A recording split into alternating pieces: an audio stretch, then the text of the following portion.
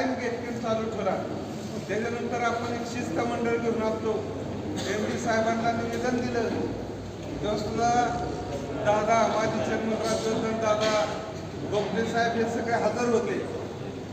आपल्याला सांगितलं की गेटकेन आम्ही बंद करू, पण काही लोकांच्या आग्रहाखातर, काही संचालकांच्या आग्रहाखातर हा गेटकेन बंद केला नाही. काल परवापर्यंत गेटकेन घेतला जात होता.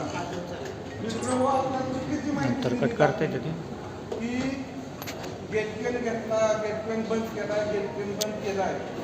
एका साईडला सांगायचं गेटकेन एवढा झालाय. मला एकदा सांगितलं 1,65,000 आलाय. चौकशी आधी कळलं 2 लाख आलाय. म्हणजे तो कार्यक्षेत्र होता गेटकेन. मित्र हो, 40-50 किलोमीटरवरनं किती म्हणजे लोक तारखा देतात ते काही गेली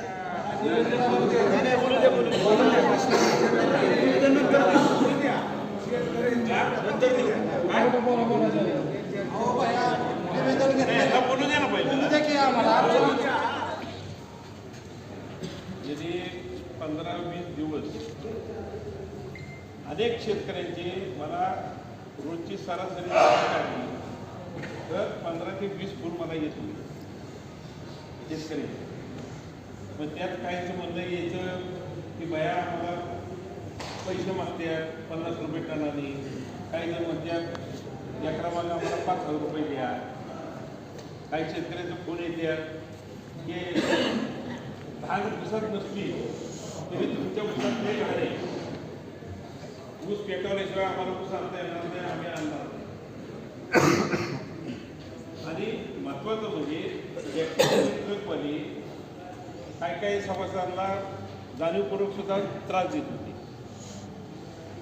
म्हणजे या सगळ्या गोष्टी, पण काहीची येत होती बाया माझ्या ऊसाला 19 महिने झाले.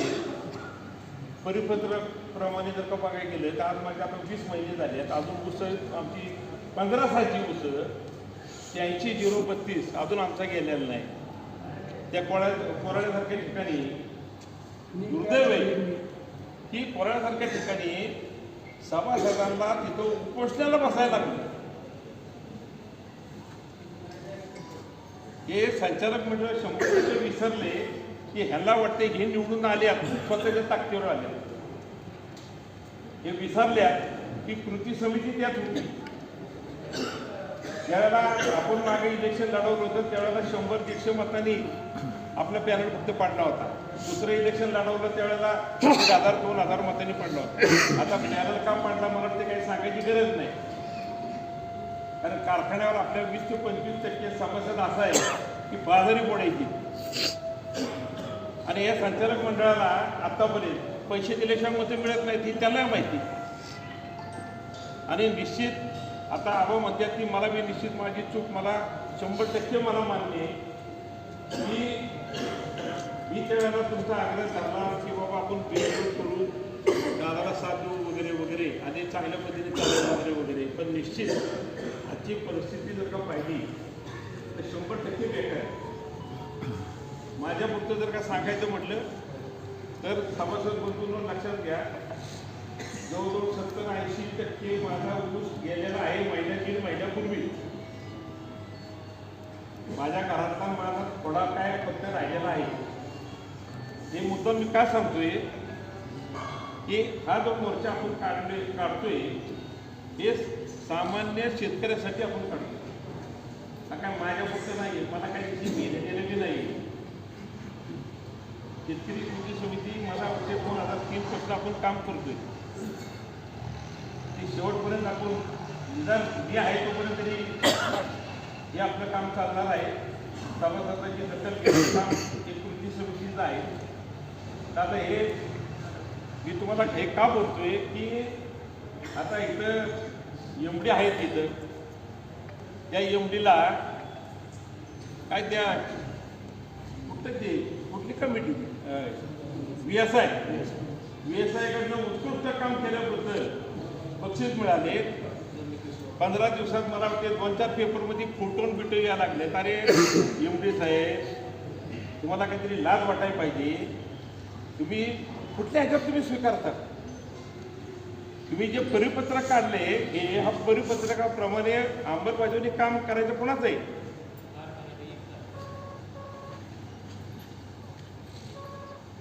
लाज वाटली पाहिजे ते एमडीला. त्याच्या बाजूला हे संचालक मंडळ, ज्येष्ठ संचालक सुद्धा आपल्या बॉडीत आहे.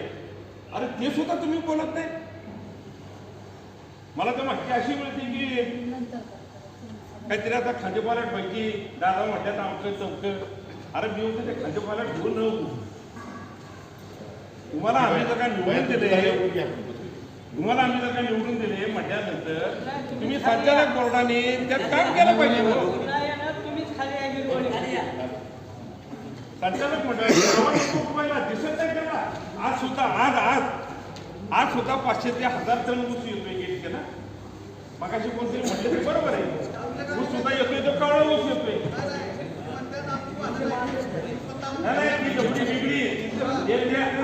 आपण बोलणार आहे हे बाहेरनं फी आणतात. तिथली गंमत आहे ना, तिथली गंमत मी आता नाही काय तुम्हाला बोलत. तिथली गंमत मी तुम्हाला नंतर सांगतो काय ती. लक्षात आहे का? त्याची गंमत ही नीट पाहिजे. महत्वाचं एक आहे संचालक बोर्डाला हे कळायला पाहिजे की तुम्ही तिकडून गेटकेन आणताय. अरे पण आपल्या कार्यक्षेत्रात 800 ते 1000 टन रोज ऊस जातोय गेटकेन म्हणून बाहेर.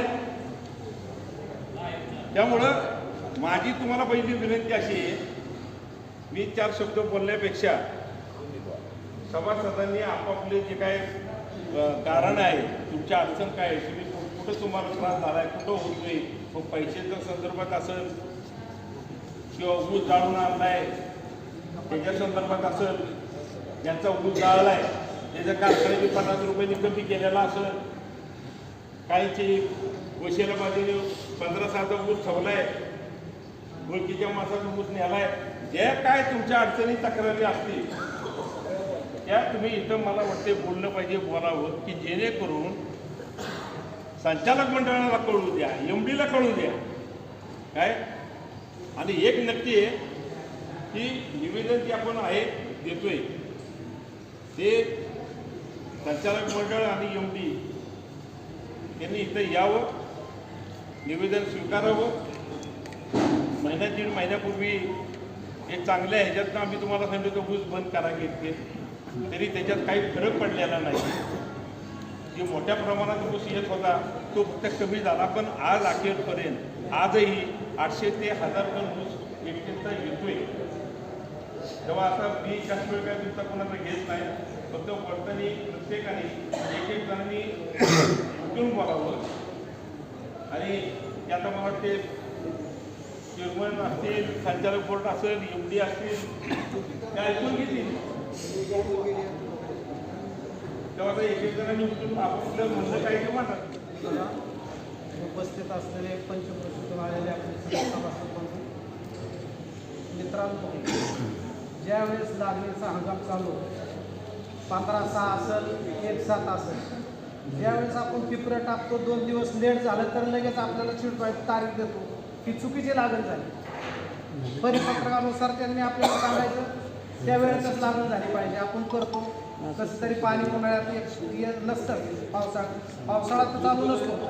इतक्या अडचणीतून आपण लागणी करतो. सुदैवाची वाढी माझा ऊस डिसेंबर अखेर गेला, मला बिल मिळालं.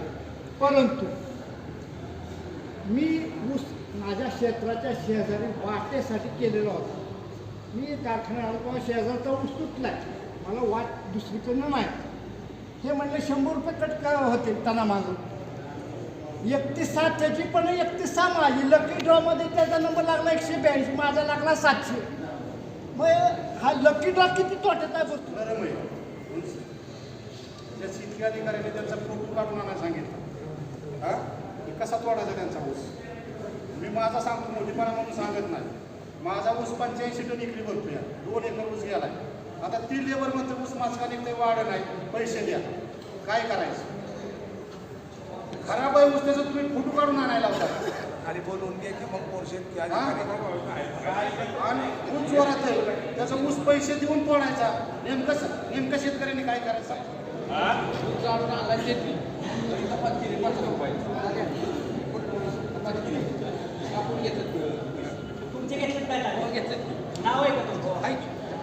अजून कोणाची घेतलं जाळायला का आता जाळायला कपात केली काय सगळा जाळा नाही थोडा थोडा कुठे जाळायची कपात केली 3,000 रुपये एकर त्याच्यावर तोडणार नाही. हे आता एवढी संचालक बोर्ड आलं की आम्ही फोन लावतो मी म्हणजे तुम्हीच त्यांना बोला किती पैसे मागतात काय आलं का लक्षात. हा त्यांना पण तुलून न्या पण त्यांनी आता नोटीस काढायचं ठरवलं. काल विचारलं तुम्हाला नोटीस काढायचं की तुम्ही तुमचा ऊस तोडून आणून घ्या असा विषय याचा झाला. म्हणजे सभासदांनी ऊस तोडून आणा का आणि गेट घेता तुम्ही बाहेर तुम्ही आणा 265 ऊस आहे 2 नंबर गटात 3 दिवस यायला नव्हता तर पाणी 2 तासावर आलं 30% ऊस जवळपास जळालं काहीच करायचं 15-6ची एवढं घेतली मला तोडीच दिलेलं 2 नंबरचं गट 3 नंबर गटाचे विषय 15-18 वाढवायचे तोडी करतात किंवा त्यांना माहिती देण्याकरता 30-1 अर्ज जमा केला आहे सध्या एमडीचा पुढं काहीच प्रोसेस नाही 3 दिवसात तोड देतो नुसतं आश्वासन आहे तोडीचा काही विषय नाही. कोणी करू होता गावाचं नाव वडगाव निंबाळकर शशिकांत शहा 1 डिसेंबरला तोड आणि ते 30 डिसेंबरला पूर्ण झाला 2 एकर 4 नगरी बदलले त्यात ऊस माच काय पिटून द्या. संदर्भात आपण कारखान्याला निवेदन देण्यासाठी आलो होतो. पाठीमागे निवेदन दिलं त्याचा काय उपयोग झाला नाही. सर्वात महत्त्वाची गोष्ट काय होती आपण गेटकेन आणतो बाहेर आपला परिपक्व ऊस बाहेरच्या कारखान्याला जातो आणि कवळा ऊस आपल्या कारखान्याला येतो. त्यामुळं आता जरी बोर्ड बघितला ना तर गेल्या वर्षीच्या तुलनेत यंदाची रिकव्हरी बघा कमी आहे का.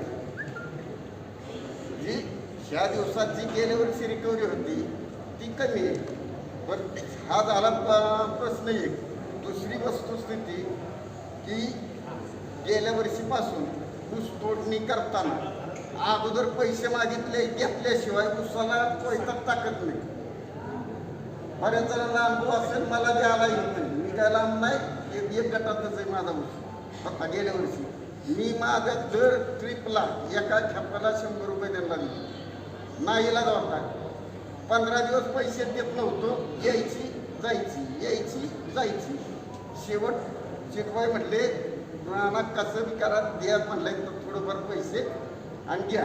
आता ही काय माहिती आहे का पैसे देण्याचा विषय नाही म्हातारी गेलेल्याचं दुःख नाही पण काय पाहिजे त्यांनी शेतकऱ्यांना पैसे जायचं नाही आणि गेटकेनचा दर किंवा सभासदांबरोबर कट होतो दिला जातो आणि त्यांचा विस्तार वाढीसाठी फक्त सभासदच पैसे कटिंग करतात. त्यांचा पण हे झाला पाहिजे कटिंग झालं पाहिजे नाही तर त्यांना ना प्राधान्य देऊ नका. सरळ सभासदांचा ऊस भरपूर आहे त्यांचाच तोडा त्याच्यावर कारखाना चालेल. बरं का प्रत्येक संचालकाचा ऊस आलाय किती आलाय तुम्हाला फक्त एवढंच मी सांगतो की बहुतेक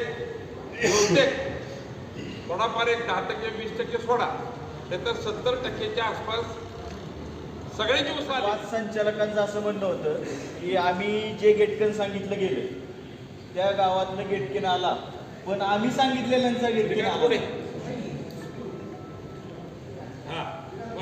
ज्या गावातलं गेटकेन आणायला सांगितलं त्या गावातलं गेटकेन आला पण संचालकांनी सांगितल्याप्रमाणे गेटकेन आला नाही. त्या नावाचा गेटकेन आला नाही आणि त्यांनी जे सांगितलं होतं त्यांच्या शेजारनं ऊस आला पण त्या माणसाचा ऊस आणला गेला नाही. तर याच्या मागचं साधारण त्यांचं असं कारण होतं की संचालकांनी शिफारस केली म्हणून त्याला पैसे मागता येणार नाही म्हणून ते जी शिफारस केली गेली त्याचा ऊस आला नाही. दुसरं असं की चिडबॉय संचालकांचे फोन उचलत नाही. मग चिडबॉय जर संचालकांचे फोन उचलत नाहीत तर सभासदांना काय किंमत देत असतात. समितीचे अध्यक्ष सन्माननीय भैया या सोमेश्वर कारखान्याने आणि सतीश भैयांनी महाराष्ट्राला एक दिशा दिली होती. एमआरपी शेतकऱ्यांकडून समजली कशी निघली जाते कशी काढली जाते रिकव्हरीप्रमाणे याचा एक ठोस पाया भैयांनी समजून सांगितला. महाराष्ट्राला एक दिशा दिली. त्याच कारखान्यावरती पुन्हा एकदा सतीश भैयांनी सभासदांच्या न्याय आणि हक्कासाठी या ठिकाणी चर्चा केला. मला सगळ्या एवढं सांगायचं सभा संचालकांचा किती संचालकांचा ऊस राहिला आणि त्यांच्या किती नातेवाईकांचा ऊस त्यांनी आणला नातेवाईकांचा अख्ख्या महाराष्ट्रात प्रसिद्ध झाला आहे भैया लोकांना भैया असं आलं की बोल मला सांगा पुन्हा सगळीजण आलोय माझं मत होतं सगळ्या बॉडींनी पण इथं 5 मिनिटं 10 मिनिटं बसायला पाहिजे होतं सगळ्याचं ऐकून घ्यायला पाहिजे होतं ना आणि आज सभासद आहे मी सभासद आहे मी तोडणार आला की पिकवून द्या आणि तुम्ही 18 महिने टाकताय अभिवादन करून मी बोलू इच्छितो. प्रत्येक वेळेला काय होतं जनरल मीटिंग असते संचालकांनी जनरल मीटिंग ठेवलेली असते तर त्यावेळेला आपण सभासद आपल्या हक्कासाठी तिथं भांडत असतो आणि भांडत असताना गरीबाच्या गरीब सभासदाला तिथं त्याचं म्हणणं मांडण्याची संधी देतो पण म्हणणं मांडण्याची संधी देत असताना संचालक मंडळ या सभासदांचं काय म्हणणं आहे काय दुःख आहे त्यांच्या काय वेदना आहे हे न पाहता त्यांचा इशू ते संपून घ्यायचा कायद्याच्या भाषेमध्ये सांगायचं झालं तर हा जो कारखाना हा सभासदांच्या हितासाठी सभासदांच्या जो कच्चा माल आहे त्याचं रूपांतर कच्च्या मालात करून 2 पैसे सभासदांच्या प्रपंचाला कसे लागतील हे म्हणजे काय करतात कडकशाही हो आता स्वतःचा पोरगा सुद्धा जेव्हा बाहेर पडते त्याला टीव्ही लागतोय मोबाईल लागतोय सगळं लागतंय आता तुमचं काय तुम्ही ऐकून घ्यायला तयार नाही आणि ऐकून घेणार नाही.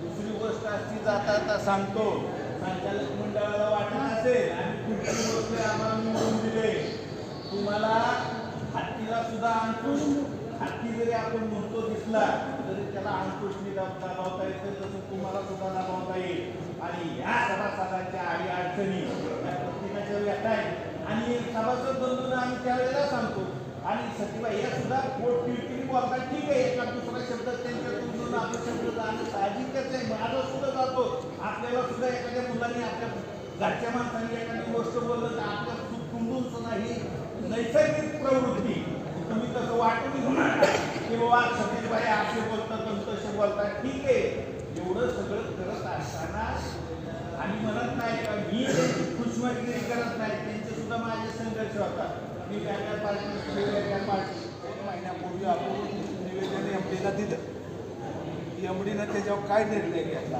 का त्याच्या सालाचं गडीबिडी आपण यायला सारखं काय त्याचा निर्णय एक केला नाही. दुसरी गोष्ट गायकवाड साहेब आता म्हणले शेतकरी संघटना अशी ऊर्जित नाही ह्या शेतकरी सोमेश्वरच्या शेतकरी संघटनेनं उभ्या महाराष्ट्राला दिशा दिली आणि कोण कोल्हापुरात ही सांगताय अहो कोल्हापूरच्या पुढं बाजार गेला किंवा आमच्या संघटनेमुळे गेला युद्ध झालं आमची माणसं गेली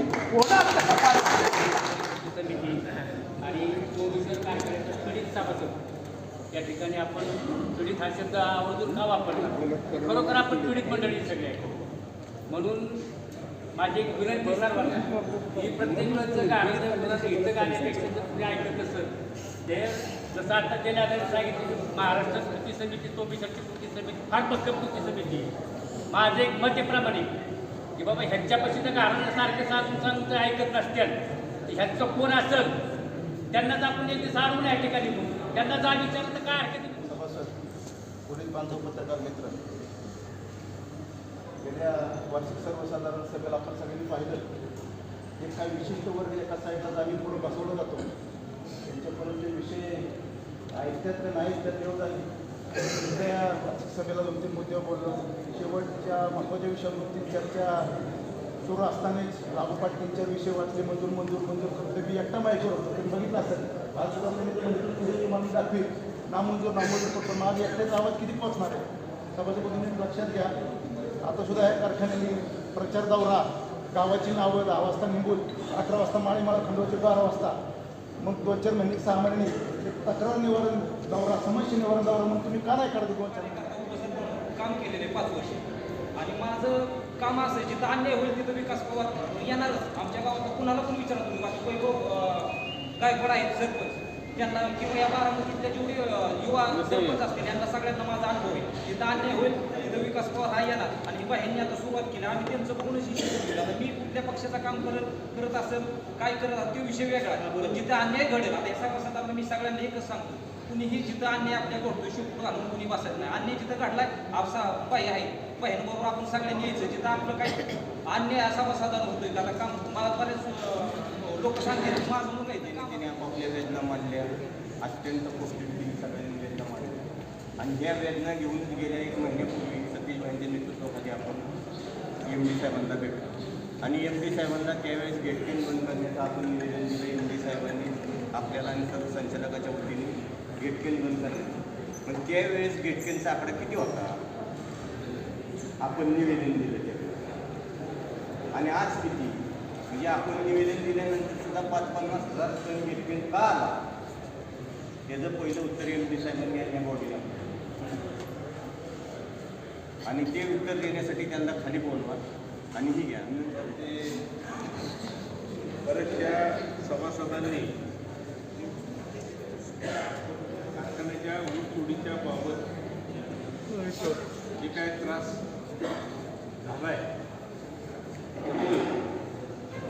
त्यांनी बऱ्याच जणांनी मला वाटते आपापल्या भावना व्यक्त केलेली.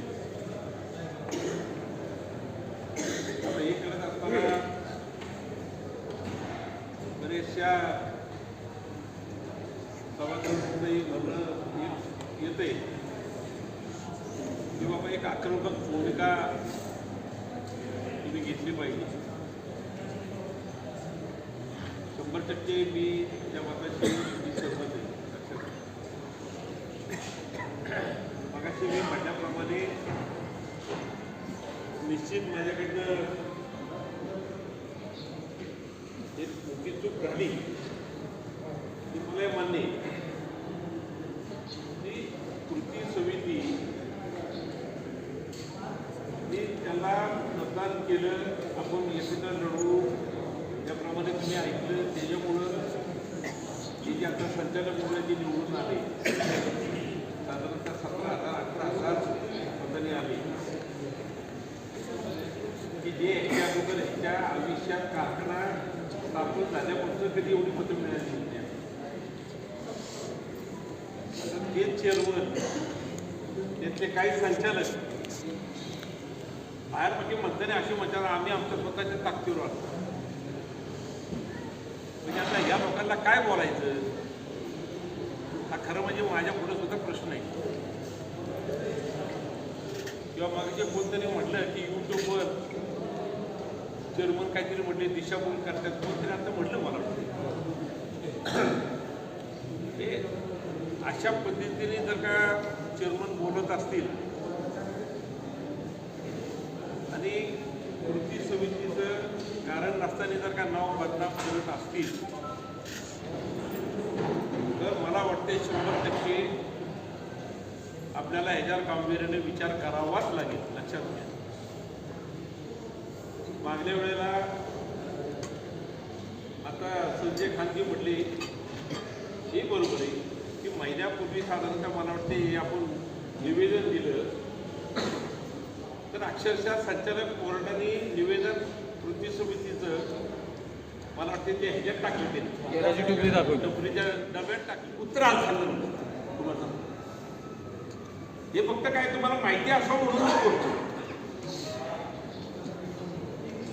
आजची परिस्थिती आपली महाराष्ट्राची एकंदरीत बघितली तर तुम्ही बघताय आपला महाराष्ट्र पूर्ण दुष्काळी, कित्येक जिल्हे दुष्काळी म्हणून जाहीर केलाय.